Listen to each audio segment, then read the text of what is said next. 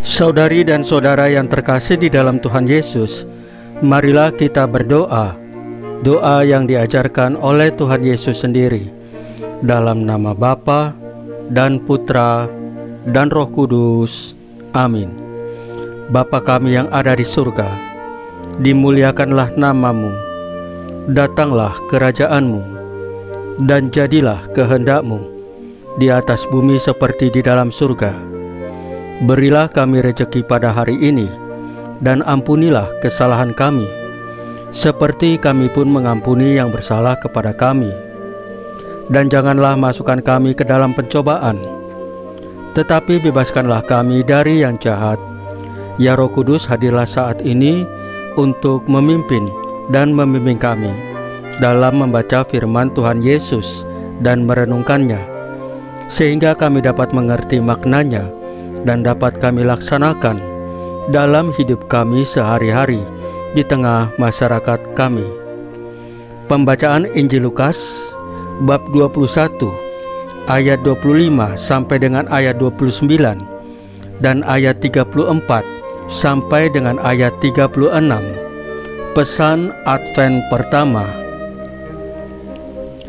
Sekali peristiwa, Yesus berkata kepada murid-muridnya, akan ada tanda-tanda pada matahari, bulan, dan bintang-bintang, dan di bumi bangsa-bangsa akan takut dan bingung menghadapi deru dan gelora laut.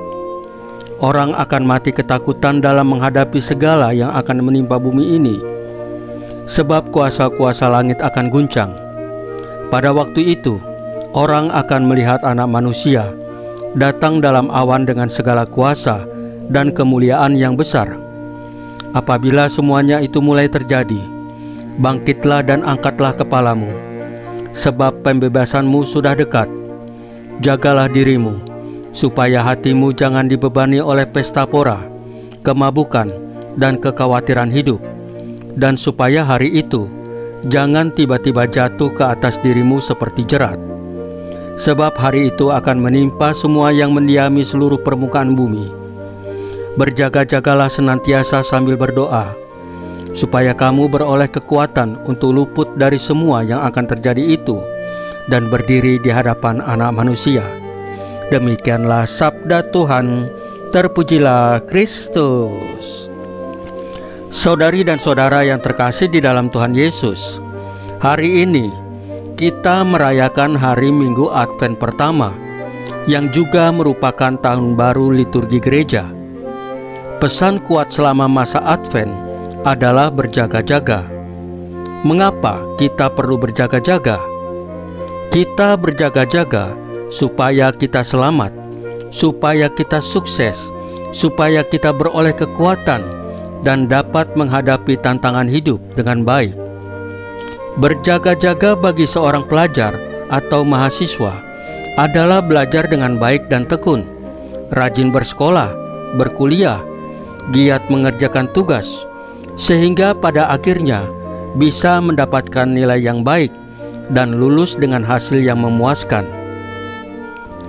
Lalu bagaimana sikap kita untuk berjaga-jaga sebagai seorang yang beriman? Tidak lain dengan berdoa, rajin beribadat, menerima sakramen Ekaristi, serta dengan setia mendengarkan, merenungkan, dan melaksanakan sabda Tuhan. Dengan demikian, hidupnya tidak bercacat dan kudus hingga kedatangan Tuhan Yesus, Tuhan kita. Itulah yang kita dengarkan dalam bacaan kedua hari ini dari surat pertama Rasul Paulus kepada jemaat di Tesalonika. Paulus sendiri telah membuktikannya. Ia menyadari bahwa ia seorang yang tidak pantas, tetapi karena ketekunan dan pengorbanannya mewartakan Injil kemana-mana, meskipun harus menghadapi dan mengalami banyak penderitaan, Paulus dianggap pantas menerima mahkota kemenangan. Itulah cara Paulus berjaga-jaga.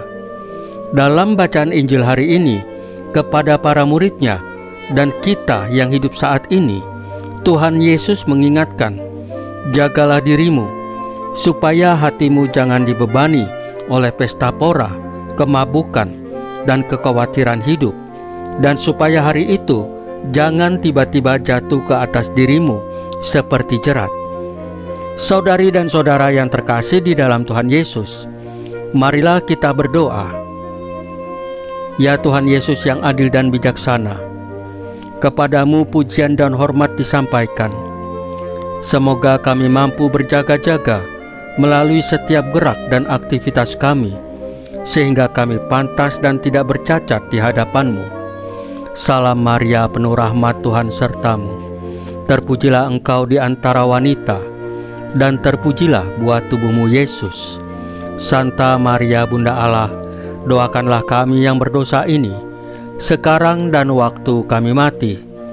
Ya Tuhan Yesus, tambahkanlah iman kami hanya kepadamu saja, karena hanya Engkaulah Tuhan dan Juru Selamat kami satu-satunya, tidak ada yang lain. Dalam nama Bapa dan Putra dan Roh Kudus. Amin. Saudari dan saudara yang terkasih di dalam Tuhan Yesus, bacaan firman dan renungan hari ini sudah selesai. Tuhan Yesus memberkati kita semua.